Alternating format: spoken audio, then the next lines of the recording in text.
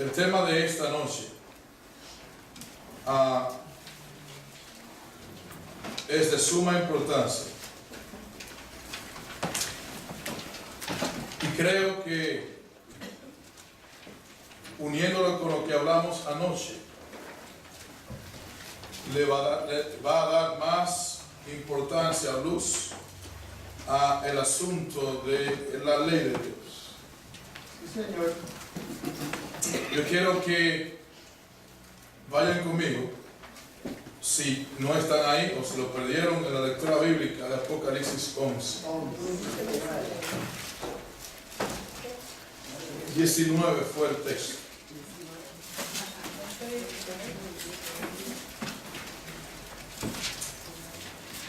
Yo quiero que estudiemos el texto en el contexto para conectarlo con lo de anoche y seguir. Sí, Señor. Si no trajo lápiz y papel, búsquelo. Es importante que copie lo que vamos a leer. Al menos que usted no quiera que se lo olvide. Mirá. Oramos y lo leemos. Padre querido, ya te cantamos, mi Dios. Te hemos pedido tu bendición. Queremos escucharte ahora. Amén. Que tu Espíritu nos hable y que solamente también nos dé tu poder para poner en práctica lo que tú nos digas. Amén. Recuérdanos que tu palabra enseña que nuestra vida debe estar fundada en la roca y que se hace al poner en práctica tu palabra. Gracias por la bendición, la oportunidad y el poder ofrecido en Cristo Jesús. Amén. En el nombre de Él te lo pedimos. Amén. El versículo 19 es el último del capítulo 11. Ayer mencionamos que el capítulo 11, ¿verdad? Y mencionamos de que tenía el mismo proceso que hablamos en el 12 y el 13. El capítulo 11 comienza hablando del papado y de la persecución que se dio en los 1260 años a la palabra de Dios. El 12 lo hace en el contexto de la iglesia y el 11 lo hace en el contexto de la Biblia. Y la secuencia que hablamos ayer la sigue también Juan aquí. Por eso no es de sorprenderse que el capítulo termina con Jesús en el lugar santísimo también. En este capítulo hablamos anoche de que se menciona la persecución dentro del contexto de Jesús. ¿En qué lugar? El lugar santo. ¿Verdad? Hay una secuencia interesante en Apocalipsis. Cada sección o secuencia del libro termina con el juicio investigador y la venida de Cristo. No tengo tiempo para eso, pero hay 8 secuencias en el libro, todas terminan igual. Esta no es la excepción. Y yo, para atarlo con lo que hicimos ayer, me gustaría que leyéramos del versículo 1 del 11. Amén. Entonces me fue dada una caña semejante a una vara de medir y se me dijo: levántate y mide el templo de Dios y el altar y a los que adoran en él. Esa medida tiene que ver con el juicio. Tiene que ver con el juicio. Pero el patio que está fuera del templo, déjalo aparte y no lo midas, porque ha sido entregado a los gentiles. Ellos hollarán la ciudad santa 42 ¿qué? Meses. Y ahí está la cifra, ¿verdad? 1260 años. En este contexto, al poder perseguidor que es el papado, no lo considera como pueblo de Dios, lo considera gentil. Es entonces el versículo que sigue: y ordenaré a mis 2 testigos que profeticen por 1260 ¿qué? 70 días, y esta es la cifra exacta. 60:10. Vestidos con ropa áspera, algunas veces ropa de silicio. Y lo que la Biblia está diciendo es el mismo periodo de Apocalipsis 12 y 13 que hablamos ayer, pero en el contexto de la función de la palabra de Dios dentro de esa persecución. No hay tiempo para estudiarlo, le invito a que lo haga, los dos testigos, el Antiguo y el Nuevo Testamento, y el uso que le da, se lo da el Espíritu, que fue la antorcha que mantuvo a la iglesia presente y permanente en su fe, guardando los mandamientos de Dios y teniendo la fe de Jesucristo. Fue la Biblia la que hizo eso. Por eso usted ve que el texto dice que Dios mandó a profetizar a ellos. ¿Por cuántos años dice? 200. ¿Ok? Y ustedes saben que, según el texto lo enseña, lo persiguieron, lo quemarán, dice, y a la Biblia la quemaron en las plazas, trataron de extinguirla. Verá, miles y miles y miles y miles de Biblias se quemaron. Y millones de hermanos Murieron. ¿Ok? La misma persecución. Por eso se le llama la época del oscurantismo, la persecución, porque la idea fue quitar la luz de la palabra de Dios. Apocalipsis 11, eso es lo que menciona. Ahora, cuando comienza el versículo 15, el capítulo 11 entra la séptima trompeta. ¿Cuál trompeta? ¿Cuál es la séptima trompeta? ¿De qué habla? Son 7 trompetas, el libro de Apocalipsis. La séptima tiene que ver con la venida de Cristo. Así que note entonces que tanto la persecución está en qué trompeta comienza.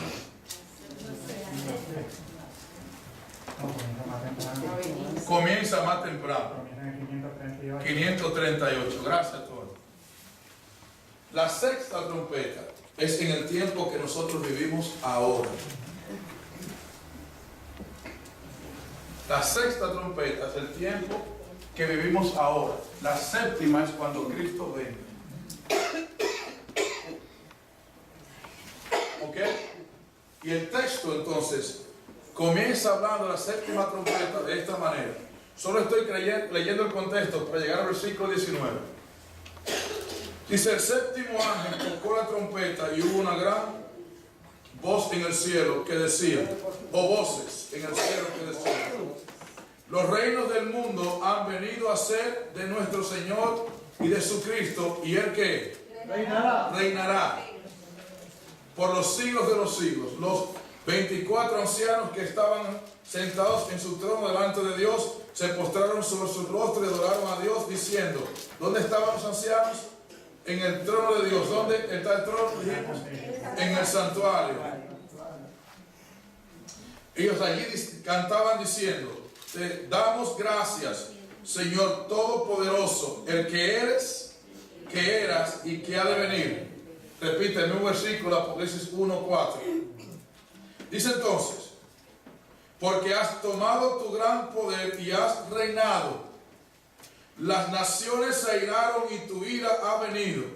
El tiempo de juzgar a los muertos. ¿De qué dice? De dar el Galardón a tus siervos, los profetas, a los santos y a los que temen tu nombre, a los pequeños y a los grandes, y de destruir a los que destruyen la tierra. Escuchen bien ahora. Aquí, ¿de qué tiempo está hablando? De la segunda venida de Cristo. Y que como Cristo vino, ya es tiempo de darle recompensa a quién. A los santos, y derramar la ira sobre quienes, los impíos. Y el texto está enseñando que en la segunda venida de Cristo va a haber solamente 2 grupos: los que recibirán la recompensa de salvación o la sentencia de muerte y se pierden. Después de eso, entonces, el versículo 19 hace un apunte interesantísimo en ese contexto. El templo de Dios fue abierto ¿dónde? ¿Quién lo está viendo? Juan. Y el arca del pacto se dejó ver en el templo. Hubo relámpagos, voces, truenos y terremotos y granizo grande.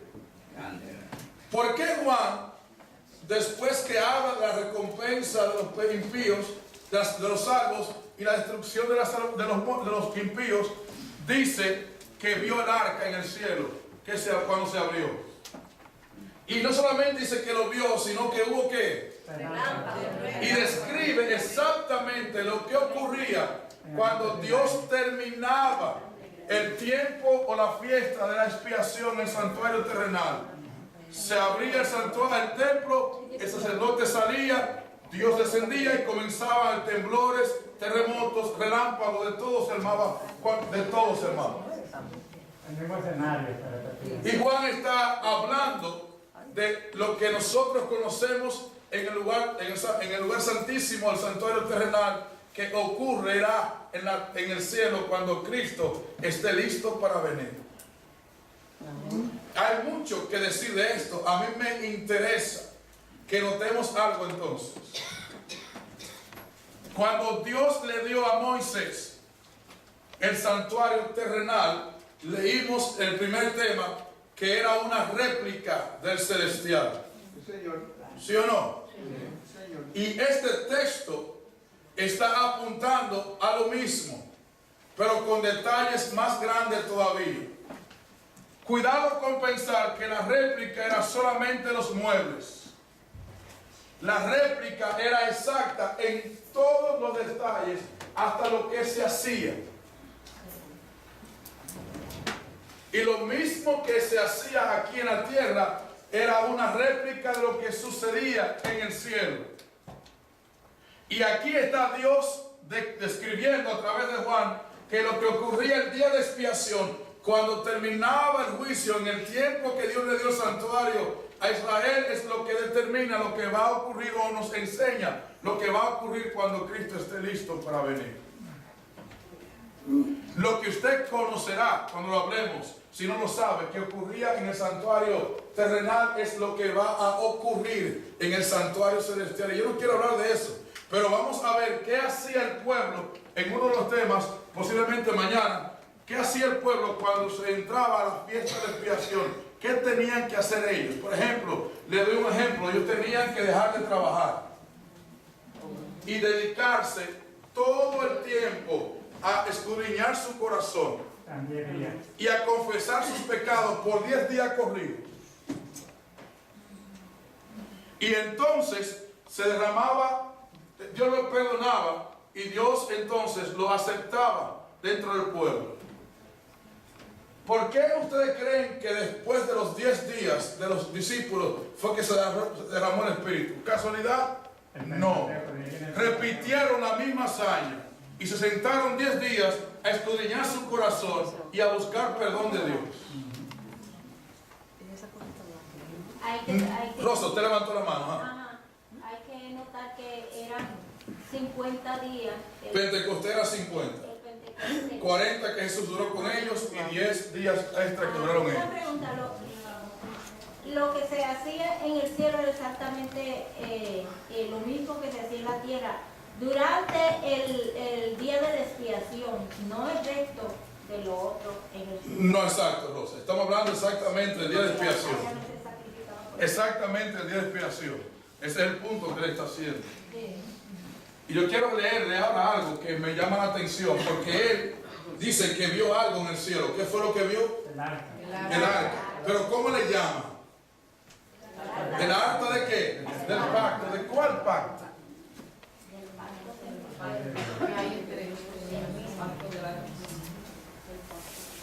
La Biblia enseña, lo vamos a leer, que hubo 2 pactos. A uno le llamaban viejo y al otro nuevo. El pacto viejo tenía que ver con el santuario terrenal y el nuevo tiene que ver con el celestial. Ahora, en cuanto al arca, el versículo que leímos, yo quiero leerle algo porque el hermano me habla de la réplica. Muy bien, exacto, porque yo quiero que note esa parte que es muy importante para entender lo que vamos a estudiar hoy y posiblemente mañana. Conflicto de los siglos. El mismo capítulo que leímos ayer, Estados Unidos, la profecía, comienza hablando de Apocalipsis 11:19. El texto que leímos de cuando se abrió el arca en el cielo. Se vio el arca en el cielo, perdón. Dice ella lo siguiente, después que cita el versículo. En la página 486 del que tiene el mismo libro, es la primera página del capítulo, los Estados Unidos en la profecía.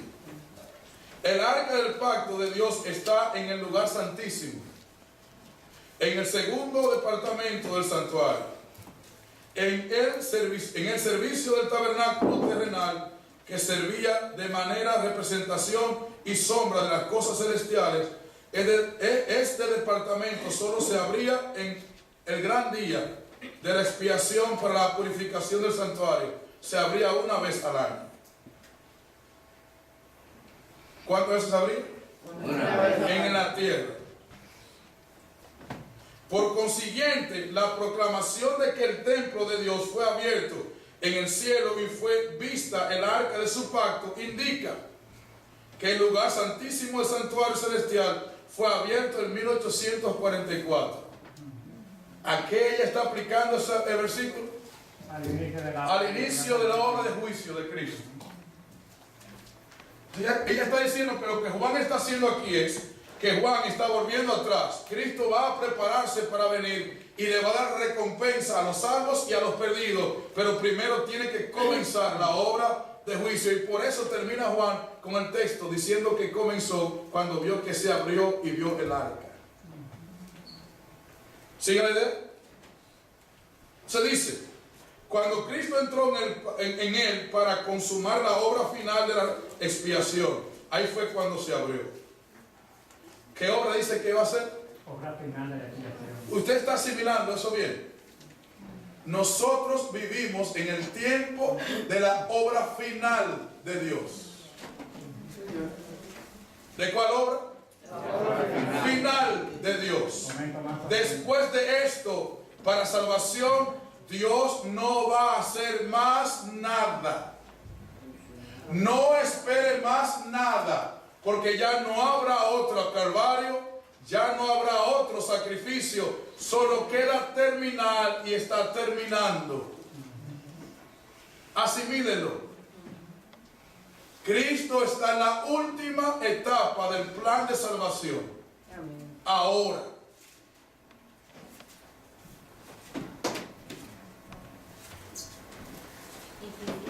Entonces dice, los que por fe siguieron a su gran sumo sacerdote cuando dio principio a su ministerio en lugar santísimo, hablando de los mileritas, ¿verdad? Contemplaron el arca del pacto. Habiendo estudiado el santuario, el asunto del santuario, llegaron a entender el cambio que se había realizado en el ministerio del Salvador y vieron que éste estaba entonces oficiando como intercesor ante el arca de Dios y ofrecía su sangre en favor de los. ¿Dónde ofrecía Cristo la sangre? En el arca, frente al arca. No se olvide de eso, porque mañana vamos a hablar de eso. Es el asunto de por qué es que se tienen que purificar los pecados en el santuario. Cristo allí es que está ofreciendo su sangre por los pecados confesados de aquellos que lo confesaron y fueron perdonados. Todavía los libros siguen registrando esos pecados, y cuando Cristo termine esa obra es que serán borrados para siempre. Todavía no. Hermana mami. Dice que desde que Cristo pasó del lugar santo al lugar santísimo, está intercediendo con nosotros. Correcto. Pasando lista de todo. Correcto. El punto clave aquí que vamos a estudiar hoy es que esa intercesión y ese juicio no es para buscar a quien se pierde, es para definir y afirmar a los que se salvan. La gente le tiene miedo. Cuando se habla de juicio se asustan. Y ese miedo tiene que poner atención, porque posiblemente es que usted reconoce que no está listo para ese negocio. Pero Dios no entró al juicio para buscar quien se pierde. Entró al juicio para demostrar que Él pudo salvar a aquel que se entregó y confesó sus pecados. Amén. Gracias a Dios por la obra del juicio. Gloria a Dios. Por eso, dice ahí entonces lo siguiente. El arca que estaba en el tabernáculo terrenal contenía las 2 tablas de piedra en que estaban escritos los preceptos de la ley de Dios. En el arca era un mero receptáculo de las tablas de la ley, y era esta la ley divina la que le daba su valor y su carácter sagrado a ella. ¿Qué era lo que le daba valor al arca? La ley que tenía dentro. Sin la ley era un mero cajón con oro. Era la ley lo que le daba su carácter sagrado y su valor a esa pieza en el santuario. Dice él: cuando fue abierto el templo de Dios en el cielo, se vio el arca del pacto en el lugar santísimo, en el santuario celestial. Es donde se encuentra inviolablemente encerrada la ley divina. ¿Qué dice? Inviolablemente. La ley promulgada por el mismo Dios entre los truenos del Sinaí y escrita con su propio dedo en las tablas de piedra. La ley de Dios que se encuentra en el santuario celestial es el gran original de los preceptos grabados en las tablas de piedra y consignados por Moisés en el Pentateuco, eran copias exactas de esa ley. Hay gente que piensa que Dios, el arca que está en el cielo, fuera que Dios se llevó de aquí. Mi querido amigo, eso no es cierto. Ya había uno en el cielo original, con la ley original y completa. Lo que había aquí era una réplica de esa ley, dice él. Los que llegaron a comprender este punto importante fueron inducidos, y aquí es que quiero que lleguemos ahora, fueron inducidos a reconocer el carácter sagrado e invariable de la ley divina. Los que entendieron y vieron eso, dice, fueron llevados a reconocer, ¿qué dice? Lo sagrado, el carácter sagrado e invariable de la ley divina. Comprendieron mejor que nunca la fuerza de las palabras del Salvador. Hasta que pase el cielo y la tierra, ni siquiera una jota ni una tilde cambiará de la ley. ¿Por qué yo quise leer esto? Escuche bien. Porque el arca que Juan vio en capítulo 11 es el arca celestial original, y ella tenía la ley de Dios original, y por eso le llamó el arca del pacto. Fue la ley lo que Dios usó con Israel para hacer un pacto entre ellos, y es la misma ley que nos une a Dios en ese pacto con nosotros. O sea, que los desobedientes a esa ley no están dentro del pacto con Jehová.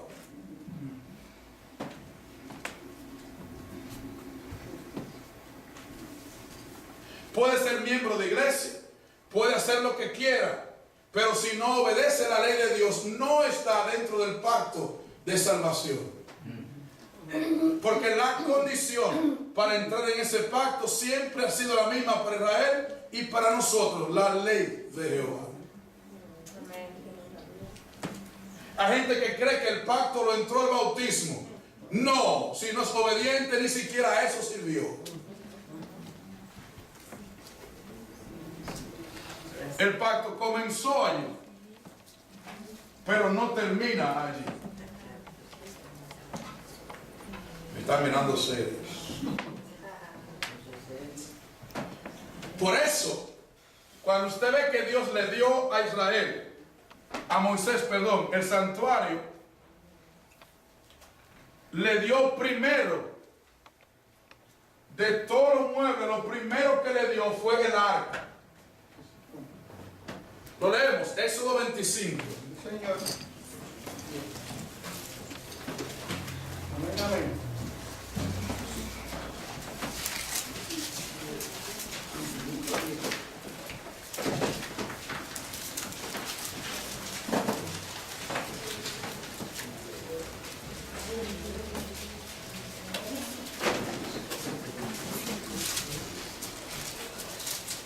En el versículo 8 y 9, ¿qué le dice? Verá, Éxodo 25, 8 y 9. la cita de la ley, conflicto de los siglos, primera página del capítulo, Estados Unidos, una profecía, 483. Escuche bien. Me erigirán un santuario, dijo Dios en el versículo 8, y habitaré en medio de ellos. Conforme a todo lo que yo te muestre, así haréis el diseño de qué? El tabernáculo. Y acuérdense que aquí el diseño no solamente tiene que ver con los muebles, sino con todo lo que sucedía. ¿Ok? Todo lo que sucedía, menos los sacrificios del Cordero. ¿Por qué eso no? Porque eso era un símbolo del sacrificio de Cristo, que no iba a ser en el cielo, iba a ser también aquí en la tierra. Pero desde el lugar santo al santísimo, todo lo que sucedía era exacto. Entonces note bien, ¿por qué Dios, cuando le dice a Moisés, yo quiero que haga un santuario, comenzó a darle lo que para el punto de vista del hombre es el último mueble? Yo quiero que sepa algo, yo no he estado hablando de lo que hemos estado hablando desde el punto de vista humano. Lo hemos estado hablando del punto de vista de Dios. Porque santuario tiene dos vías, divina y humana. Y lo vamos a ver ahora. Primero Dios y después el hombre. Y yo quiero que note la importancia de eso. Dios es un Dios de orden. Y con el santuario usted se queda sorprendido de eso. Y lo primero que Dios le dio a Moisés para que hiciera fue el arca. Pareciera lógico para mucha gente que comenzara por la puerta de entrada. Pero para Dios no era lógico. Porque eso tiene que ver mucho con el concepto de cómo Él nos habla y el concepto que quiere cambiar hoy en día. No es la obra del hombre que salva al hombre, es la obra de Dios que salva al hombre. Y Dios quería hacer eso claro. ¿Ok? Así que cuando le da a Moisés el santuario, lo primero que hace el versículo 10 es lo siguiente. Harán también un arca de madera, de acacia, cuya longitud será de 2 codos y medio, su anchura de 2 codos y medio y su altura de 2 codos y medio. La cubrirás de oro puro por dentro y por fuera, y pondrás encima y alrededor de ella una ¿qué? De oro. Fundirás para ella 4 argollas de oro que pondrás en sus 4 esquinas. 2 argollas a un lado de ella y 2 argollas al otro lado. Harás una vara de madera de acacia, las cuales cubrirás de oro también. Y meterás las varas por las argollas a los lados del arca, para llevar el arca con ellas. Le enseñó, tú te vas a mover con ella. Las varas quedarán en las argollas del arca, no sé qué. En el arca pondrás el testimonio que yo te daré. ¿De qué está hablando? De la ley. ¿De qué está hablando? De la ley. No se olvide de ese versículo. Harás un propiciatorio, o la tapa del arca era de oro ¿qué? Fino, cuya longitud será ¿qué? 2 codos. Y medio. ¿Qué más dice? Y su anchura de codo y medio. ¿Y su anchura de qué? De codo y medio. Codo y medio.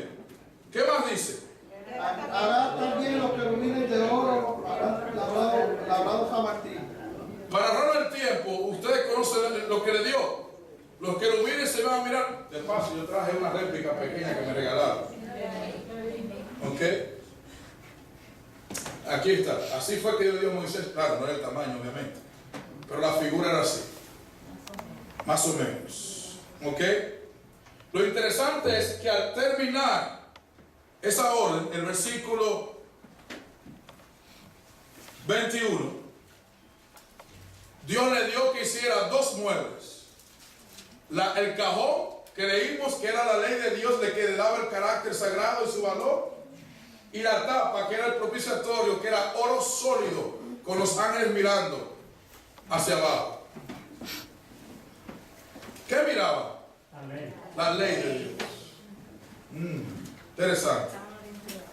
Y Dios le dijo entonces, 21, después pondrás el propiciatorio encima del arca, y en el arca pondrás el testimonio que yo te daré. Le repito otra vez, tienes que poner la ley allí. No la tapes sin ponerla. Prácticamente lo que le está diciendo. Dice entonces, allí me manifestaré a ti y hablaré contigo desde encima del propiciatorio, de entre los dos querubines que estarán sobre el arca del testimonio, todo lo que yo te mande para los hijos de qué. Israel. Después continúa con la orden de hacer los otros muebles. Y si usted nota, es el único mueble donde Dios le dijo, tú vas a poner la ley y de allí, desde allí es que yo te hablo. Entonces, ¿qué hizo Dios? A darle ese mueble primero, le pregunto. Cumplió con la promesa. ¿Cuál es la promesa? Si me hacen un santuario, yo voy a habitar en medio de ella. Y le dio por primero el lugar donde él iba a descender para cumplir con esa promesa. Sí, ellos lo hacían. Joseph. Eso dice, allí me manifestaré a ti, hablando a Moisés. Ajá. ¿Cómo Dios lo revelará que será que están en el lugar santísimo? Solo se puede creer. Por Moisés era su hacedor. Por eso le dijo a ti. Y fue a Moisés que le mandó que de sus hermanos, su descendencia, Aarón, hicieran la línea de los sumos sacerdotes. Solamente Aarón y los hijos podían hacerlo. Pastor, y es interesante el hecho de que hiciera el arca primero, porque ese mueble esto fue cubierto. Y Ahora, no podía verlo. Si lo hacía de último, lo iban a ver cuando entrara y el movimiento. Ahora, lo interesante, José, en tu pregunta es que ese a ti no es directamente a Moisés. Moisés está representando a alguien. Porque la promesa era que yo me iba a mostrar en medio de qué? De ellos. Y la forma que donde Dios te lo pusiera en el centro tenía un sentido muy importante del por qué le dio el arca primero. Yo quiero que note algo. Hay dos mezclas aquí muy interesantes. Dos muebles, ¿sí o no? ¿Cuál era? El cajón, donde la ley era que le daba su valor, y el propiciatorio, donde descendía Dios, y también donde se derramaba la sangre de los pecadores. Sí, en el día de expiación, allí se derramaba sangre. Lo estudiamos después. Por eso leímos ahorita que allí Jesús estaba con su sangre frente al arca del pacto. Ahora, note bien, esto es muy interesante. ¿Qué representan los dos muebles? Cada uno representa algo diferente.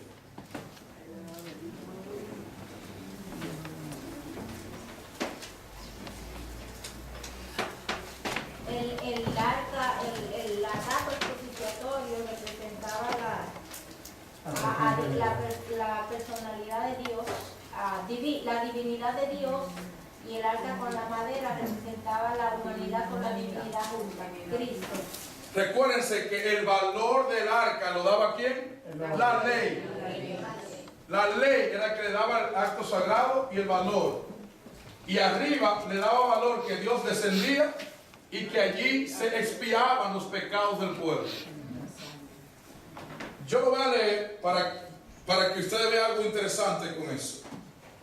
Que muchas personas cuando lo leen, hay que ponerle atención a eso, porque Dios hizo dos muebles. Le dijo, pon el uno sobre el otro. Eran hasta diferentes la forma de hacerlo, porque uno era mezclado con madera y oro, y el otro era oro sólido. Hay dos muebles en el santuario que son hechos de oro sólido solamente, y son los dos así porque representan 100% a Dios. Candelabro, Dios, el Espíritu Santo, y la chiquina o la tapa del arca la presencia de Dios literalmente. Es propiciatorio. Noten lo que dice el hermano White en ese contexto, que Hebreos 9 lo enseña, pero después que lo leamos aquí, usted se va a hacer más claro para que lo leamos Hebreos 9. No se preocupe que no tenemos que terminar ahí hoy, solamente seguimos el proceso, la secuencia del estudio. Escuche bien. Así fue como, me adelanto, en el lugar santísimo, leo de paso, de vuelta al hogar, es una matutina que salió del hermano White, página 294, ¿ok? 294. Esto que va a leer también está en el conflicto de los siglos, pero aquí lo encontré más rápido. En el lugar santísimo está su ley. Lo leímos, ¿verdad? Donde está el arca, lugar santísimo, estaba la ley. La gran regla de justicia por la cual es probada toda la humanidad. ¿Qué representaba la ley? La regla de justicia con la cual será probada todo el mundo. El arca que contiene las tablas de la ley está cubierta con el propiciatorio ante el cual Cristo ofrece su sangre al favor de los pecadores. ¿Dónde es que ofrece Cristo su sangre? En el arca, en el propiciatorio, en la tapa del arca, que es lo que hace en el juicio investigador. Repito, Cristo no está investigando quién se pierde, está ofreciendo su sangre por el que se entregó. Se dice, así se presenta, escuche bien, la unión de la justicia y la misericordia.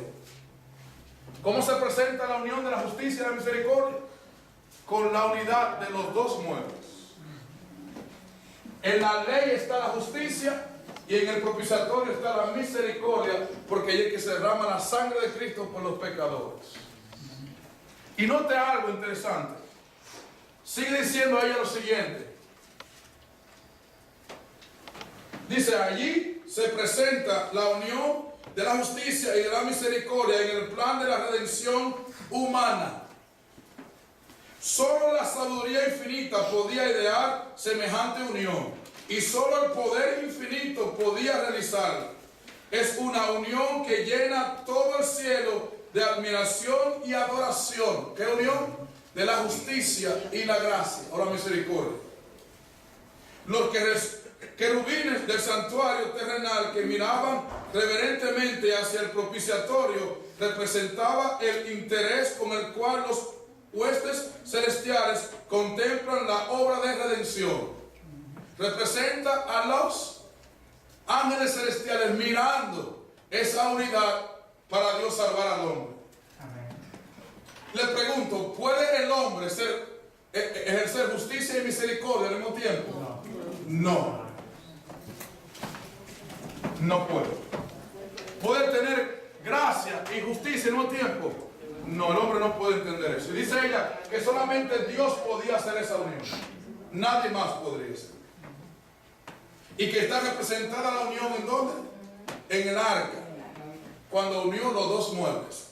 Justicia y misericordia. Por eso que el hombre, mi querido amigo, no entiende que cuando se aplica la justicia puede hacerse con misericordia, porque el hombre no puede hacer esa unidad.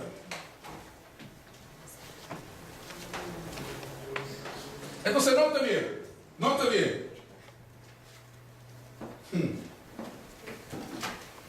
Es el misterio de misericordia que los ángeles desean contemplar, a saber que Dios puede ser justo al mismo tiempo que justifica al pecador arrepentido y reanuda sus relaciones con la raza caída. Dios puede ser ¿qué? Justo al mismo tiempo que puede justificar o perdonar al pecador. O sea, escuche bien, que Dios no divide la obediencia a la ley de la misericordia. Dios no separa de la misericordia la obediencia a la ley. El diablo es que ha hecho eso y nos ha hecho pensar que para salvarnos basta la misericordia de Dios. No, mi querido amigo, también su justicia es importante. Amén. Por eso usted ve que hablamos ayer del ataque al santuario, de cómo el diablo ha querido traer la idea equivocada de que la salvación viene ¿por qué? Por diferentes formas, menos la obediencia a Dios. Y pastor, no nos salvamos porque obedecemos, no. Querido amigo, cuidado, porque no habrá desobediente que se salve.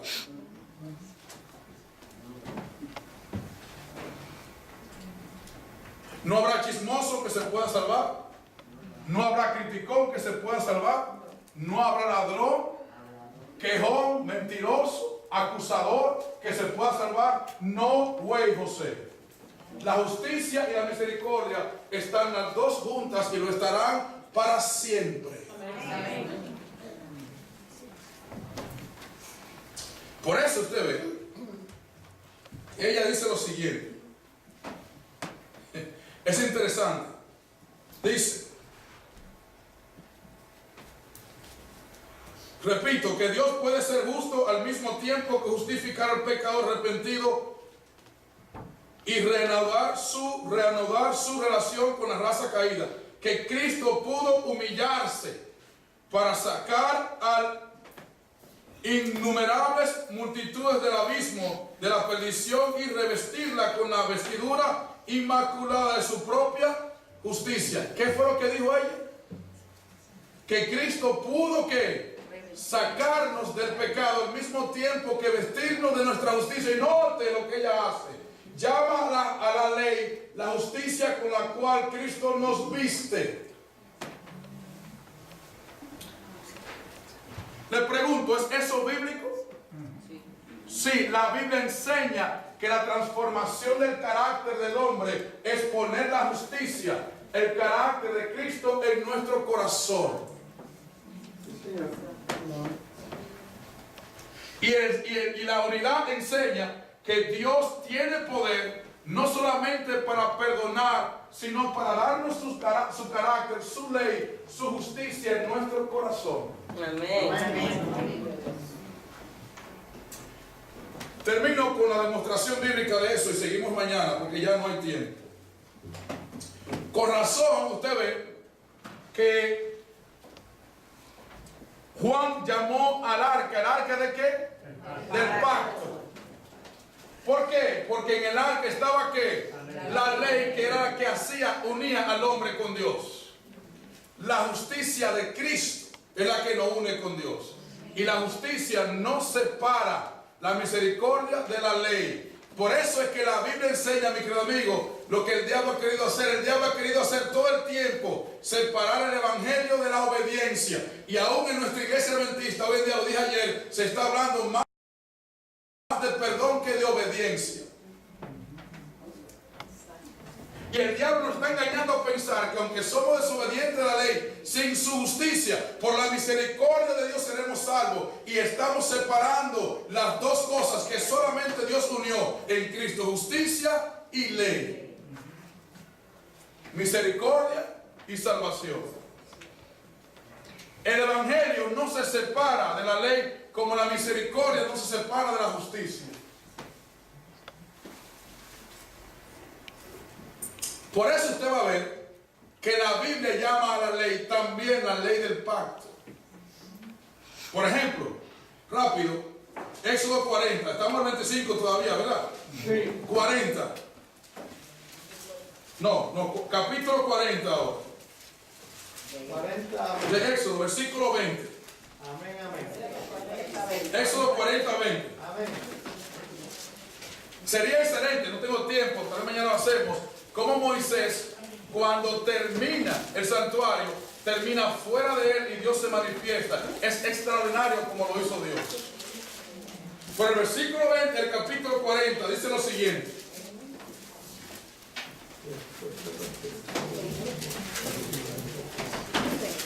Veinte en adelante dice: después tomó el testimonio y lo puso ¿dónde?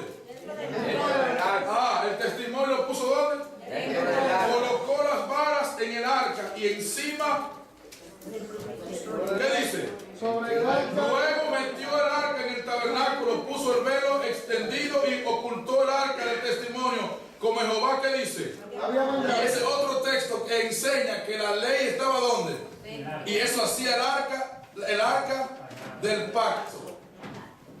Ahora, Hebreos 9 dice lo siguiente de la ley. Wow, no puedo leerlo todo, ya no hay tiempo. Lo leemos mañana hablando de la propiciación. Pero Hebreos 9, versículo 4. Amén. Hebreos 9, del 1 al 4. Amén, amén. ¿Lo tienen? Del 1 al 4. Sí. Amén. Amén.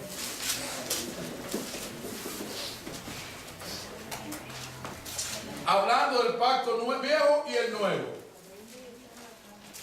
Y aquí es que se pone fascinante el negocio. Cuando habla de la mezcla de la justicia y la misericordia. 9 del 1 al 4. Ahora bien, dice Pablo.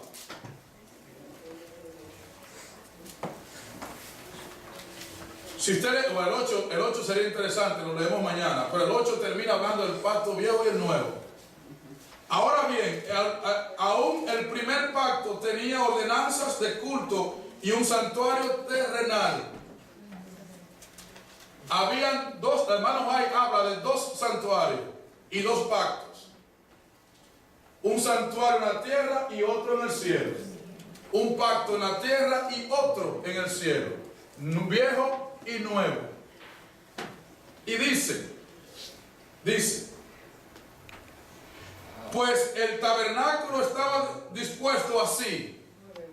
En la primera parte llamada el lugar santo estaba el candelabro de la mesa y los panes de ¿qué? Propiciación. Tras el segundo velo estaba ¿qué? Llamado el lugar santísimo.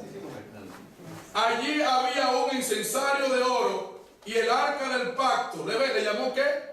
Lo mismo que hizo Juan. Cubierta de oro por todas partes, en la que había una urna de oro que contenía ¿qué? El maná, la vara de Aarón que reverdió y las tablas del pacto. Oh, y ve que ahora llama ¿qué? Las dos cosas, porque el pacto, lo que hacía valor al arca, que lo hizo determinar que el arca del pacto era la ley que sellaba el pacto entre Dios y los hombres. Oiga bien entonces. Según eso, Dios no podrá entrar al cielo a nadie que no complete Dios la unión de la gran misericordia y la justicia en su vida. O sea, que entre por completo y para siempre en su pacto. Cuando Cristo venga, después de terminar el juicio, es que el hombre va a entrar en ese pacto definitivamente y para siempre. Pero para eso tendrá que tener en su vida las tablas que las unen, que lo une a Dios. Por eso, Pablo habla del nuevo pacto. ¿Cuál es? Lo leímos ayer, ¿verdad? ¿Qué dice? Versículo capítulo 8. Versículo 8 dice cuál es el nuevo pacto. Es exactamente poner la ley en el corazón del hombre, mezclar la misericordia de salvación que le dio Dios con su justicia a través de poner la ley en el hombre. Y la Biblia está enseñando que Dios tiene que hacer la mezcla en nosotros que hizo en el arca: misericordia y justicia.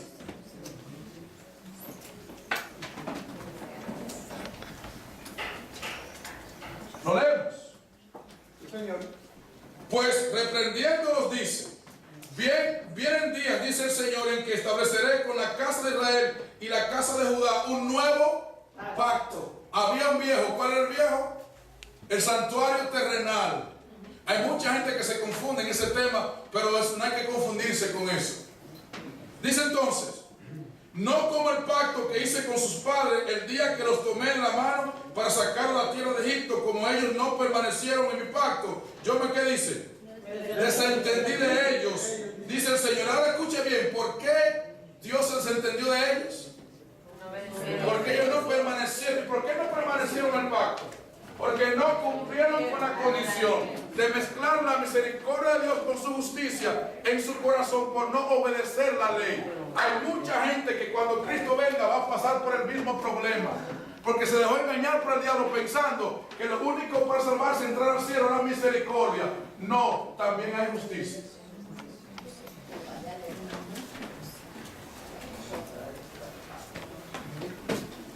Por eso el texto dice: por lo cual, este es el pacto que haré con la casa de Israel. ¿Cuál es el pacto que va a hacer? Después de aquellos días, dice el Señor. ¿Cuáles días? Oh, esa es una buena pregunta. ¿De qué está hablando? De nosotros. ¿Y de qué día? Cuando Cristo termine su obra en el santuario celestial, esa ley tiene que estar en el corazón del hombre. Amén. Amén. Por eso que enseñamos que lo único que Dios quiere transformar es nuestro carácter. ¿Qué importa que usted no predique? ¿Qué importa que usted no lea la Biblia como debe leerla en el contexto de enseñarla? Yo no sé doctor bíblico, eso no importa. Lo que importa es que usted logre y deje que Dios transforme su carácter. Amén. ¿Qué importa que usted sea miembro de iglesia? Si no hay justicia y misericordia en su corazón, no hay salvación.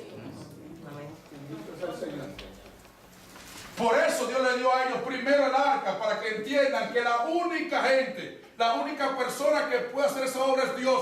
No depende de lo que tú hagas o no hagas. Y el diablo lo ha metido en una idea diabólica y tan equivocada y tan arraigada en nuestra iglesia que peleamos por lo que hacemos, por lo que no hacemos, por lo que pensamos, no pensamos. ¿Qué importa? Who cares? A Dios no le importa.